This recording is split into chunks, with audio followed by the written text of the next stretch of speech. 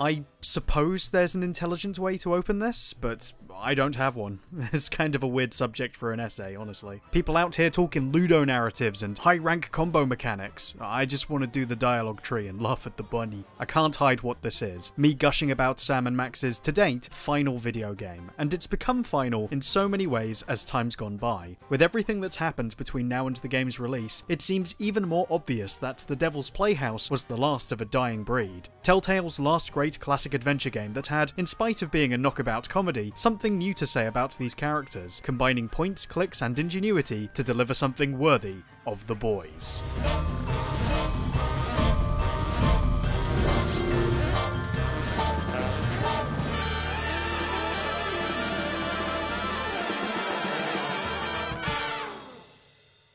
Steve Purcell is a wonderful artist and has come up with many wonderful ideas.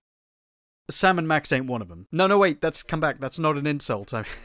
This is the deep lore, okay? You see, as a young kid, Steve's brother Dave would make these comics about a crime-fighting dog and rabbit, and leave the unfinished copies lying around the house. Now Steve, being a cheeky boy, would find and finish them himself, in aggressively sarcastic ways, and Dave would return to find these rather nightmarish images of his own creations mocking his lack of skills. It was so humiliating that he wrote up a contract signing the character's rights over to Steve, in the hope the madness would end.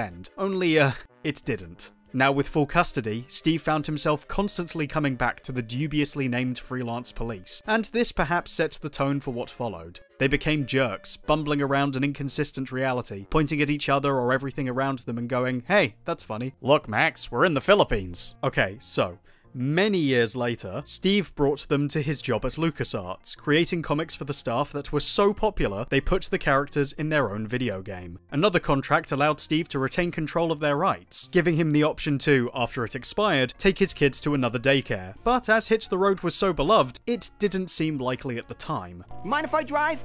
Not if you don't mind me clawing at the dash and shrieking like a cheerleader. Then came the decline of the point-and-click adventure genre, and LucasArts' decision to shut down production of all projects in the bracket. It was a particularly tough blow for the team working on the upcoming 3D sequel, who had gotten extremely far into development and were not best pleased. They're sad? I'm sad. I want to know more about this cat. Many employees would quit and form a new studio that, with Steve's blessing and guidance, could make Sam and Max games, but not ones that used any of the materials related to the cancelled freelance police title, which were wrapped up in Lucas laws. The solution was to come up with a completely new series building on the idea of what they'd created, and a novel new release format. Everyone's favorite dog and rabbity thing.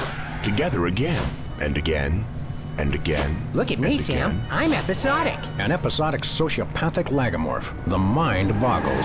The games were far from a straightforward continuation, and in ways that I find interesting to compare. As much as I like Hit the Road, and I do, there's a reason it's considered one of the best, I still find it violently alienating. I mean, that's the point. That's exactly the appeal of the comics and the nature of the games compared to a lot of the others before it. It's right that everybody loves it for that fact, but I'm weak. You've essentially got two guys operating on the same level of sociopathy, bouncing off each other, and while Bill Farmer is a minor god, his Sam is, he scares me. I hope there was nobody on that bus. Nobody we know, at least. The look and tone of the whole thing is geared towards satirizing the great outdoors in the manner of a blunt, deep-fried shake turned upside down on the Rockies, and truth is, I tend to lean towards the style and grit of the procedural fiction, the city-bound stuff, especially in the realm of satire. It's where Sam and Max's world lives, what the sequel was aiming for, and of course, the place Telltale wanted to take us to. This election reminds me of a droll story. It seems Chester A. Arthur and the Pope were kayaking down the Amazon one day. Suddenly, a tiny kangaroo fish swims up the Pope's and lodges itself in his. Arthur grabs the Pope's pliers and swelled up like a melon. And the Pope says, "Thanks! Last time that happened, McKinley wanted to." No, wait. I think I told it wrong. Set in and around the streets of New York, Telltale pushed hard on the procedural pedal, rolling for pulp detective tropes and coming up snake eyes, playing on the boys' relationship with the law and their own selfish interests. Their stylized world always goes crazy places, but this time keeps to an uptown sense of humor, undercut by, I don't have to spell all of this out, do I? The music alone is a wonderful unifier, a live band soundtrack with some killer tunes that match the free-form jazzy vibes of their own improvised world of mad. There's even musical numbers. It must be my birthday. It's a totally different flavour, and the cherry on top for me is the new dynamic between our heroes. Say what you will, the rat knows his anarcho-capitalist economic philosophy. Max, I only bought you those encyclopedias because you promised me you couldn't read. They've basically upped the contrast, with William Castan, whoever that really is, giving us a hyperkinetic screechy rabbit thing, while David Nowlin turns Sam into a much less confident, reasonable straight man. The genius of this, however, is that the actual words coming out of their mouths tell a completely different story, one that makes Sam's quiet delivery a bit sus. Sorry, Jimmy. It's just that suicide is too horrible for me to even contemplate. Even though we'd all be happier if you were dead. There's a new level of ambiguity to their personalities I like a lot, and I do feel strongly that this is what kept them around for the second wave of stories as they developed a whole new side of their fanbase. They seem investable and sympathetic, but trust me guys, these people are monsters. I will feast on your entrails and devour your soul. Sneaking the bug into that exorcism was an uncharacteristic stroke of genius. Demonic possession is the gift that keeps on giving. I'm proud we found a non-violent solution to our problem. Yes, ripping the brain from a freshly buried corpse was the start of a kinder, gentler Sam and Max. Hey, Robot, would you be available as a witness for my next war crimes trial? I should have free time after I destroy you both. Great! And it's the new format which makes this palatable. Telltale would release the game in downloadable episodes, each running at around 2 hours of content in a reasonably self-contained case, which was conducive to getting those procedural vibes to work. It's fun to feel like you're sending Sam and Max out on multiple assignments, heading back to the office on each mission to see if Leonard was dead yet. Next time, baby. It also changed the way we discussed the entire package. I remember everyone on the forum I was on checking in every month to compare notes and share secrets, lots of theorizing what was going on and debating whether or not it was actually as good as what came before. We shared so many jokes, too many jokes to count, some I'm still finding today. Russians send first woman into space. Soon they'll send all their women into space. Even then, while we accepted they were working on tighter budgets and deadlines, there was a feeling that the cheap recycling of content held it back from the true insanity the series was capable of, and certain concepts and characters didn't always hit like flint paper, which is to say, hard. It was a different voice to Hitch the Road and the comics, maybe one that was too domesticated for some, but the fact there was such a discussion, such a buzz around it, was enough to prove that they were onto a format that might eventually do well for them. For a time. I got so wrapped up in the story, I forgot to think of a plan. We could make... On a revisit of those first 2 seasons, there are some legendary moments, but the series isn't always well suited to a binge play. There's always a point around halfway through an episode where you feel like, I'm done now, can we go? And while it's often hitting you with good gags, it's impossible not to feel like some of it was overplayed. Season 2 had a wider scope, better conceptual changes to the gameplay, and probably had the better gags of the two, but for reasons I actually can't pin down, felt less satisfying. The whole thing felt like it was going through the motions, and ended on a gag about killing a gag that wasn't really a good enough gag to warrant staying a gag just to kill the gag, and I'm gonna gag. Thing is, Telltale was self-conscious about all of this. It was evident in the way they talked about it in commentaries, interviews, and even inside of the games themselves. Is the game any good? It's alright, I guess. There's way too much repetition, though. It's always worth remembering that the people who put together whatever it is you're consuming likely had a much bigger vision of the project in their head and are just going with whatever was humanly possible, and you can often tell who was sincere in that effort. I thoroughly believe that's true here, certainly at how much Season 2 was trying to break the flow, and given some of the other games they produced after the fact, it felt like they were poking at different things to try out, even if they did return to a couple of the same old beats. As the gaming landscape continued to change, we waited patiently for Sam and Max's return, and they did. But not quite the same as before. Over the next 5 chapters, you will witness things that baffle you, horrify you, even disgust you. But you must not look away. Pay close attention to everything that you see and hear. Because when our story reaches its bowel-tingling climax, only you, my friends, will possess the ability to save the entire universe. The Devil's Playhouse is more than just the third season, and more than just another Sam and Max adventure. It's a well-constructed, well-developed piece of work that paved the way for how Telltale's games were going to be made from then on, but also, crucially, is the best send-off for Sam and Max's time at the company. That's hard to achieve given their characters who, well, if we're honest, when it comes to any kind of emotion or narrative, aren't beholden to Diddley. We passed Diddley years ago. We are living in squat. Max is all short-term memory. I have to bring him back up to speed every once in a while.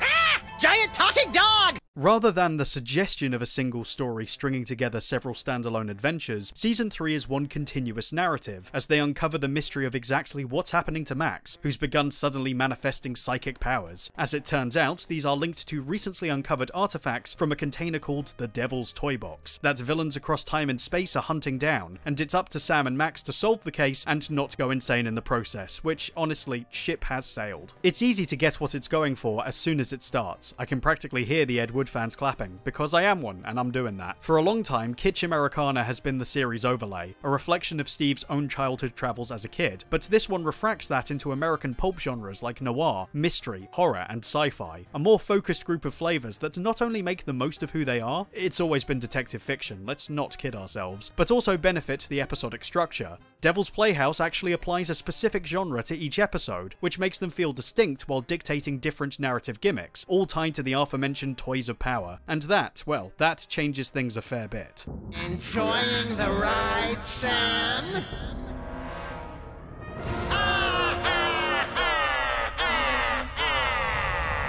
Note to self, when traveling through Max's brain, keep your eyes shut.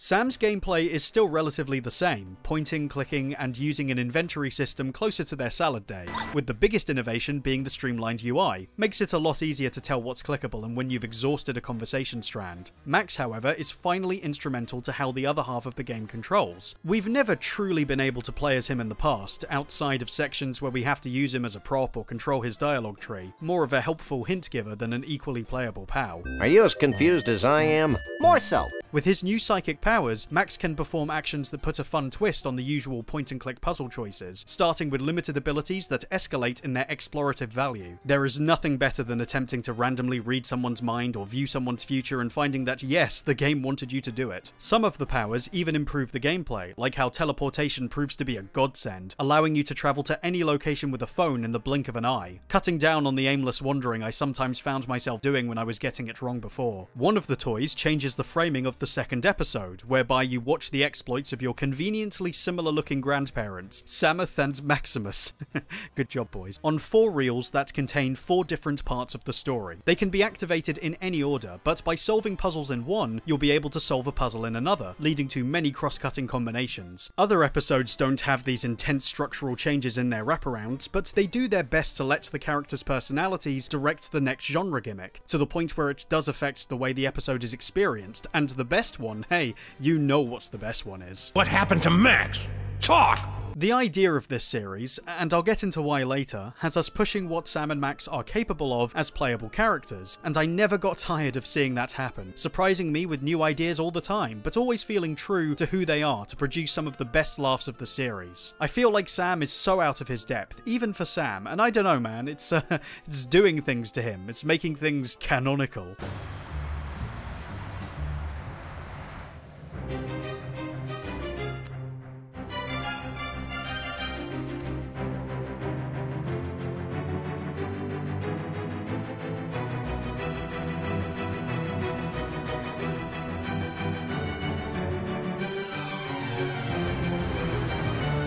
Nah. Of all seasons, it's the most mechanically interesting. Both sides of the equation make the act of finding details and secrets that much more exciting, and it's impressive where and how you can discover jokes and foreshadowing for events to come. If you're a fan, there's also like a million nice callbacks that don't get in the way of the narrative, stuff they obviously put in just for me.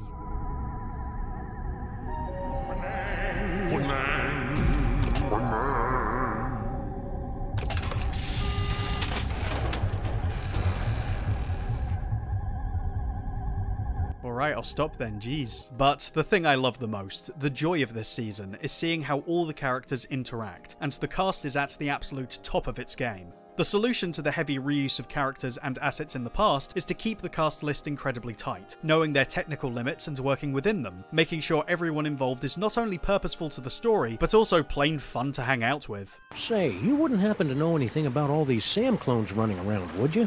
Those are real? Yeah.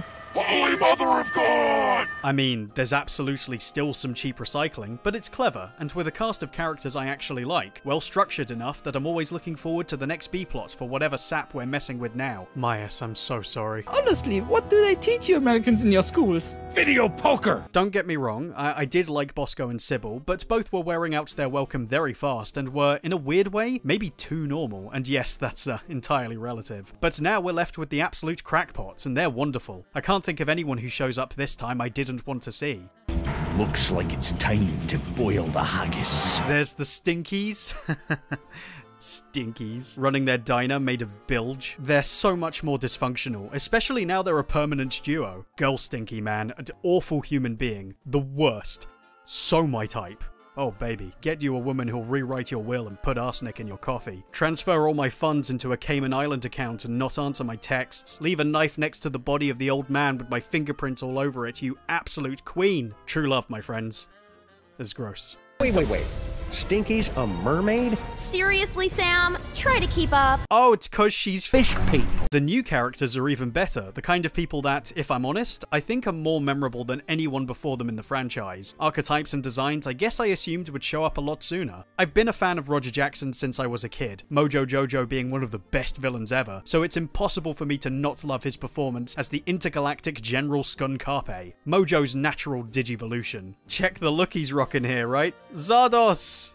Zardos. Mojo was defensively quick-tempered with a Napoleon complex, so the flip side of that is Skun Carpe, who sees himself as confident and methodically calculating. Every word enunciated as if literal pearls of wisdom are leaving his mouth. It's the most wonderfully patronizing delivery ever produced from a space gorilla. Does the General want a banana? I see. Because I resemble your Earth gorillas, you assume I want a banana. I'm glad to see that Earthlings are still so charmingly racist. Relax, buddy. We're just making sure you're getting enough potassium. Sal? I think we all like Sal, right? Not only a great homage to Purcell's obsession with roaches and the general filth of this universe, but also just a brilliant character. The grossest bod combined with the most relaxed attitude. Hey, don't be calling Mr. Paperweight a loser. He's a stand-up guy who took me in and gave me a job. He's not here, you know. Nah. I got no idea what that loser's up to. So naturally, the game's one goal with this guy is to unfairly screw him over as many times as humanly possible. And you're right, folks. Yes, it's meant to be Paddy. Sal's not really here right now, guys. Only the, what do you call it? Indomitable will of the master. I really like Sal, Sam. It'd be a shame if he got sucked into the undertow of the mayhem and destruction that follows us around like an awestruck teenager. What the hell are you talking about, Max? Everyone feels like they get a good enough opportunity to show us their better side, even characters I never cared about. Uncle Morty? Yes, it's your Uncle Morty! You sound weird. I've got a cold! In heaven?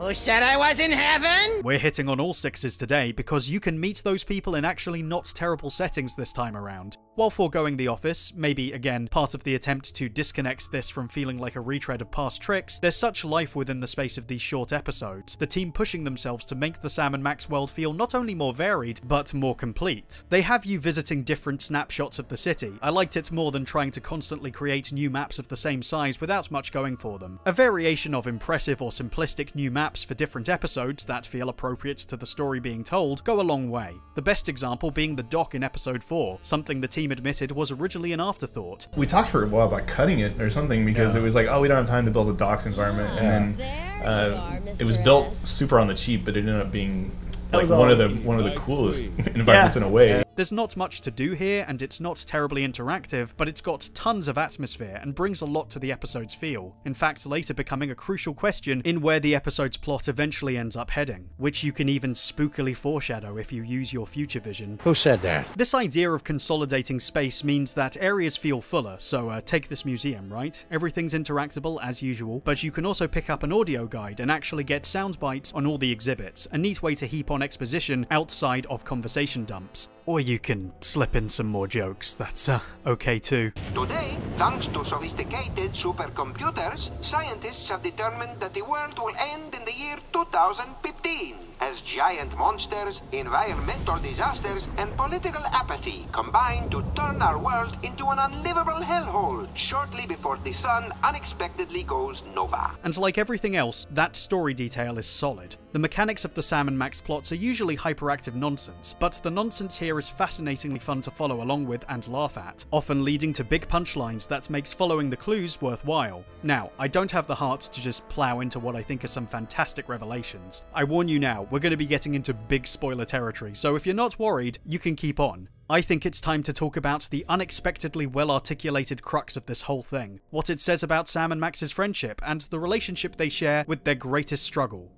Reality. Human minds aren't equipped to comprehend. Hey, Sam, there's a guy in here. You know, it's dangerous territory to get this technical with the plot intricacies of the Sam and Max universe. It's not the done thing. I joke about it, do the whole undercut at the start, right? But even though I make video essays, this is a series where I absolutely don't want to take away from the fact that what makes this thing tick is its ability to speak for itself, which is crucial for any comedy. You either get it or you don't. I always use this analogy a friend told me that I think was said by a famous guy, and I don't remember which, where he talks about how an explained joke is like a dissected frog. It's interesting, a lot of it makes sense, everyone learns something new. The frog is still dead. Sam and Max isn't supposed to be taken seriously. They're gag machines. Their games are gag machines. The idea of explaining the benefits of any investable narrative is totally alien to their appeal, and the Telltale directors have openly discussed that as something they didn't want to overstep. Yeah, I gotta admit, when you guys first pitched this, I was like a little worried because I've never seen Sam freak out and go crazy. But this game goes an interesting way. With the Telltale versions, hell, with any characters you get to know over such a long period of time, it's difficult not to want to see them achieve something, even if that something is closure. The question is, what that could be for Sam and Max? What's the one thing they take seriously, and that, when you get down to it, and remove all the funny, the thing that makes the funny work is their friendship. So one of the target things for the games that are from the comics that we always kind of wanted to hit in the games was the scene in Bad Day on the Moon when Max gets zapped by a fence and Sam is upset because that's one of the few moments where they drop the shtick and actually get poignant with it. And I think this season we kind of did it several times over. Yeah. It entertains the idea that you can say something interesting about their dynamic and deliver a, while still pretty funny, surprisingly emotionally investable story. And what I think is worth any serious discussion is how that's possible without killing the frog. More or less. Sam, no! Stop holding out on me! Get away from her, you brute! So, we explore their friendship by stretching it as far as possible. We see them changing into alternate versions of themselves each episode, ensuring that they're never quite together in all the fun ways we remember. Each form comments on some aspect of their being, riffing on their personalities and appearances in ways that are given great attention. Nice details like how when Max becomes a brain in a jar, the straps mimic his ears and his mouth is mimicked by the screen. The aim is for each change to add distance to their relationship. What we're doing is testing the limits of their dynamic and seeing what could possibly stretch this inseparable duo to breaking point. How far does it go without seeming like they're entirely different people? You still have to feel some aspect of their personality rings true in order for the jokes to land, especially in Sam's case. You can't go home again. You can't even get on the porch. You've tasted the apple, peed in the pool, bitten the hand that rocks the cradle.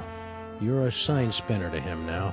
And that's all you're ever gonna be. Even the very first episode, the one where they're the most like the way we remember in previous seasons, imbalances the partnership with the introduction of Max's psychic powers, which is revisited in episode 4 when he's got all the toys and shows us, if you use the mind-reading ability, how Sam feels about that. Max is so powerful now, soon he won't even need a partner. You know, I wonder if Stinky's into this. Are they reading my mind? Uh-oh. Golly gee, I hope Flint lets me go so I can buy some shoes today. Maybe some nice black pumps with... Evil! There have been stories where their dynamic has been out of balance before, but not on this scale for this long, and the focus constantly shifts between the two and tries to take it to heights that are wonderfully uncomfortable.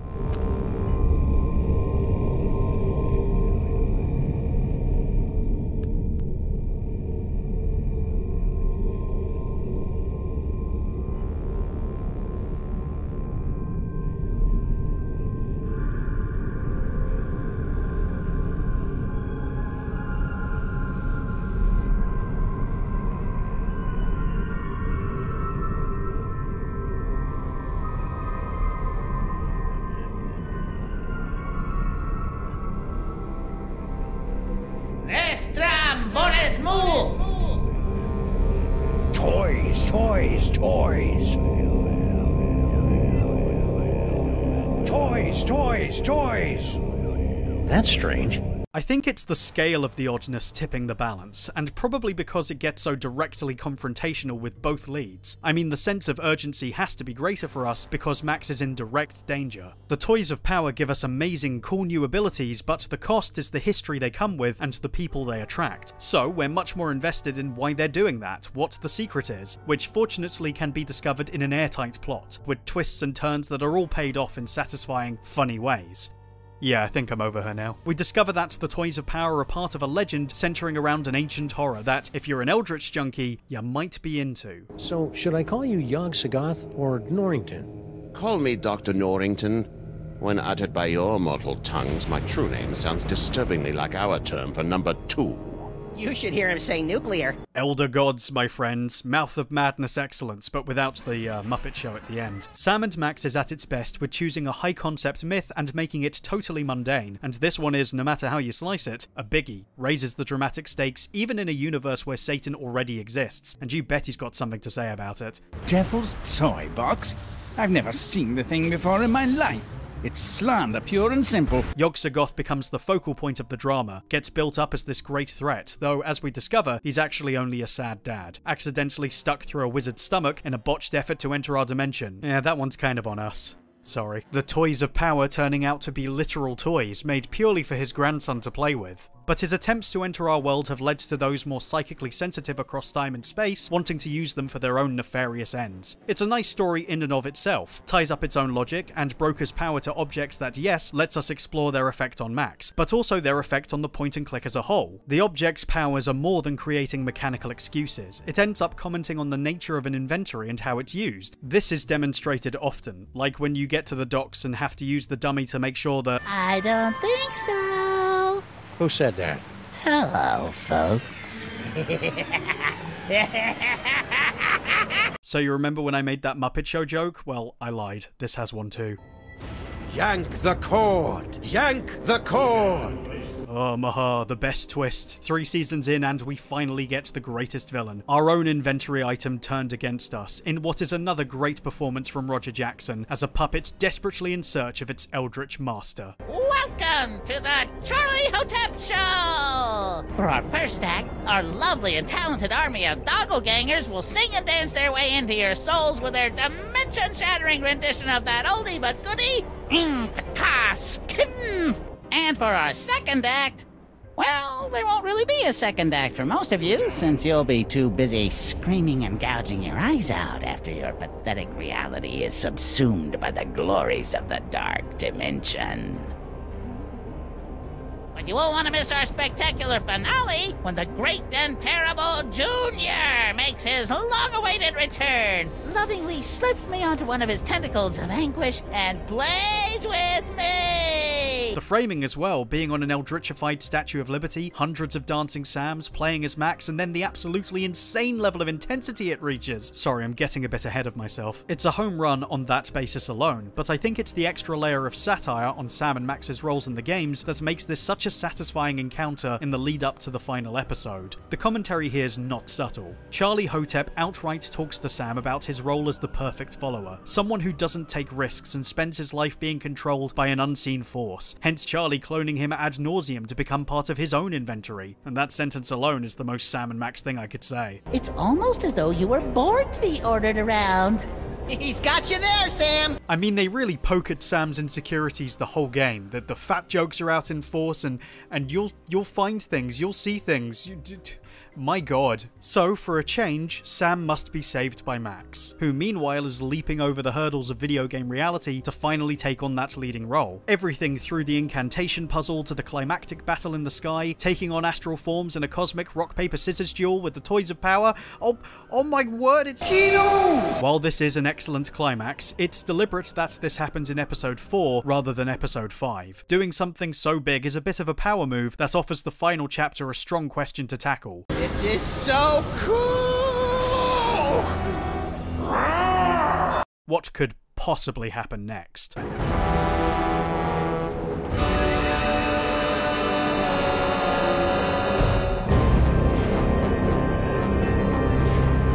The previous project, Tales of Monkey Island, obviously helped guide them to this decision, where they realised that wrapping most of the major plot threads and revelations in episode 4 allowed more breathing room to properly send things off in the finale. But there it was used to set up another climactic confrontation, hard not to given the people involved. The same thought process is used here, but not for a fake boss fight, for something else, something we can confront without treating it like a confrontation. And it's so good.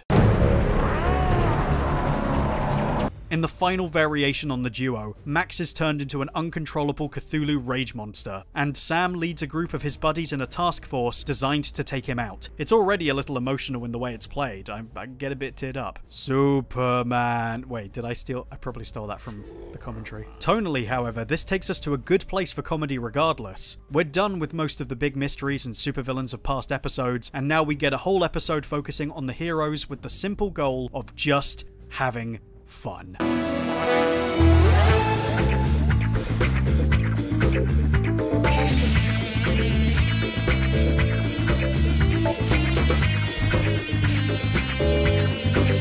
It's using the space of the episode as one big cathartic celebration that I think rounds it out better than previous seasons. Seeing a bunch of old friends, wrapping on some dangling threads. I'll be sure to give him a proper and respectful flushing once this case is over. Taking a fantastic voyage into the center of Max to make him do kaiju stuff. That's anime, right? It's high stakes, but dressed up in a way that gives the player permission to laugh even more, and bring things back to the irreverence we're mostly used to, after the intensity of the Hotep confrontation and the general mysterious vibe of past events. Max's insides scream fun, up-tempo funky rooms which are all cleverly cut off from use thanks to his absorbing the toys of power. So the ventriloquism room stops you from speaking, the rhinoplasty room keeps transforming you. Was very fond of that stuff. Once you solve them, you get direct control of all of Max's functions, and boy is he thick. The final mission's focus on Max is maybe inevitable, and obviously some of it is to try and keep a connection to him for the player, like these little Max spores that ensure we make a superficial connection to the character before it's all over. What do nightmares taste like anyway? Have you ever dreamt of being eaten by a chicken?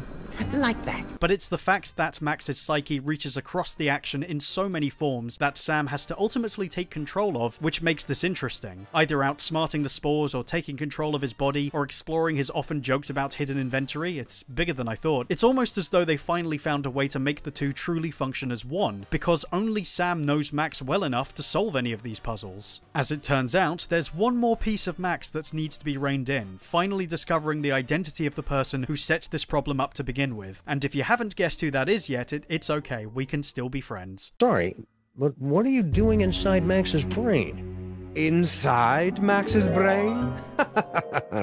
My dear Sam, I am Max's brain. Max's superego is once again an excellent take on an aspect that isn't Max as we know him, but is so Max. Just in how he exists, God knows what his id looks like. The discussion, in a nicely restrained dialogue tree, I might add, turns from dumping plot details to explaining what the series has been about. Max's insistence on ignoring the potential within him over the years to have fun with his buddy. Yes, the real evil were the friends we made along the way. It's really the thesis of Sam and Max as a series being challenged, that Max himself subconsciously isn't comfortable with outright rejecting reality for abstracted horseplay, which is essentially what Telltale was possibly going through. So you're gonna destroy the city just because you're upset Max isn't more highbrow? Sam. They say that idle hands are the devil's playthings, but there is something far, far worse. An idle mind is the devil's playhouse, a stage for the most vapid, horrible, and destructive stories to be made real. Deep. And curiously insulting. Didn't think I'd be able to work the title in, did you? You can only reject the concept of telling a sincerely investable story with these characters in this format for so long, and the nature of the ego's philosophy, his reasoning for how we responded to his challenge, it should click by now that we're, well, it feels like we're saying goodbye. I don't just mean this season in particular, I mean to Telltale Sam and Max in general. Exploring their personalities with so much tangibility, going inside of Max is forbidden territory. That's a bad sentence. While it's remained consistently entertaining, there's real consequence to going this far with the duo, with all the other character threads wrapping up and the core partnership taking to the last possible place anyone expected. Genuine pathos.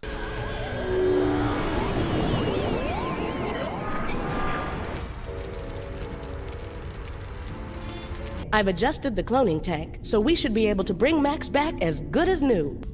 Welcome back, little buddy. What happened? It looks like Max's DNA is just too weird for my machines to be able to reproduce. There's nothing we can do.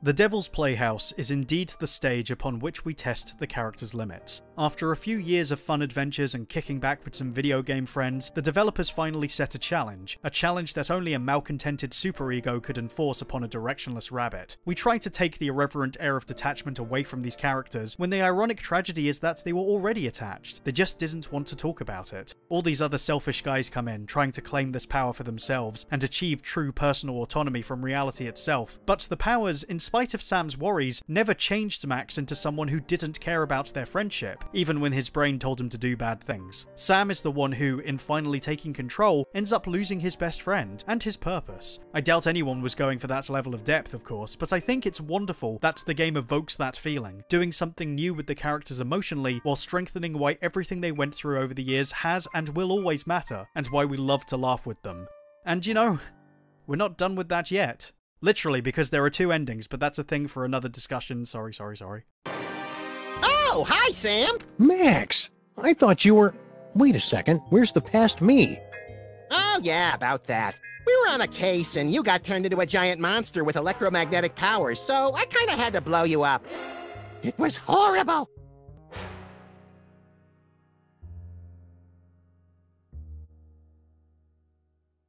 So, wanna stop some crimes?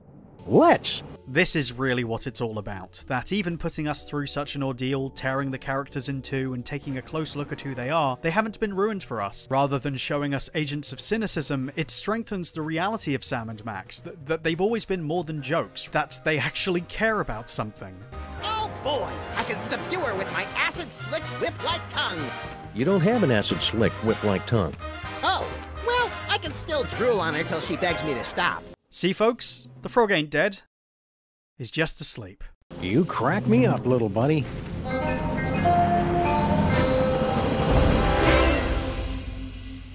Actually, let me check. Oh no, he's dead! When the season ended, things took a shift I'm not sure a lot of us expected. After being granted a bunch of huge licenses, Telltale began pumping out games that got more and more streamlined, to the point where they barely represented the point and clicks we were used to, and had almost become living choose-your-way adventure books. Sam and Max made their cameos through the Poker Night franchise, but things became more and more about other big properties and less about the ones who began it all. Many of these were entertaining, but it was definitely something else, an entirely new approach to looking at the market and the world, and I did wonder at the time just how sustainable this was, to constantly be grasping at bigger and bigger IPs every year and banking on consistent hits. Well, it turned out it wasn't sustainable at all, and Telltale shut its doors in a very abrupt manner after going bankrupt. There's an easy expectation for what I should say here. I could be like, well, if only they'd stuck to the stuff I liked, then they would have been fine and none of this would have happened, but that's not the conclusion any of the evidence points to. While I don't think Telltale has had the best management track record, Sam & Max wasn't mistreated as a property.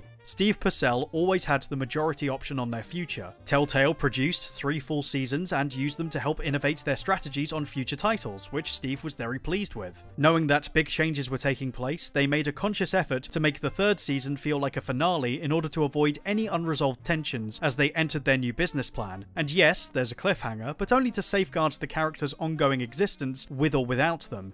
Even after attempting to do something so big, they, for the moment, were done, and they stuck by that decision. If nothing else, I have to give them credit for that, letting their work stand alone just in case plans did in fact fall through. Get out the door while the going was good. And the lasting effect has been nothing but positive. Even on a revisitation of all 3 seasons, I found myself totally enraptured with this adventure all over again, as good as I'd remembered, and easily as funny. Anything could happen or not happen to this IP, and I'd be fine. Because once this was done, I was done. I think they achieved exactly what they set out to do. Telltale's goal was to take matters into their own hands, to revive a dead genre, and for a time, that was absolutely what happened. This, I think, made it count for a lot. So, if you haven't had a chance to experience this before, grab some tickets and head on over to the Devil's Playhouse. videos. And I don't have a better ending. I'm sorry, videos are hard to write, and I wrote a lot, and I'm done. The end. Thank you for watching, everyone. Huge shout out to my patrons once again for their continued support and contributing to this madness. They have been very patient with me as I've slowly gotten more projects out of the pipeline, so big ups to those folks. Hopefully much more to come as we go on, and we will go on. More things will be on the way, and maybe they will be good, maybe they will be games, maybe they will be something else, but mostly, they will be videos. Random but innocuous comment. Irreverent reply that hints at mental instability. You crack me up, little buddy.